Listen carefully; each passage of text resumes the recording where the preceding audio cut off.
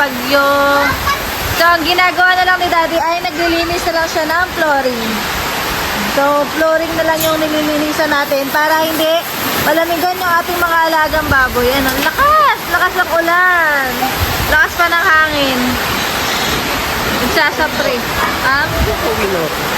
Wala na yan. Kailangan nating mag-ingat, lalo na yung mga alaga nating baboy. Tulungan ng ating mga pato. Ayan. Sobrang lakas talaga ng ulan. Ito na yung bagyong Mumay. Hello!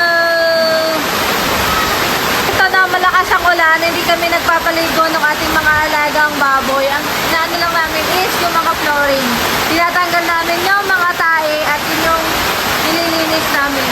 So, malinis pa rin yung ating mga alagang baboy kahit na umuulan. Sobrang lakas. Ito na lang, may ganyan kami. Yan, pabigay na. Bumibigay na rin.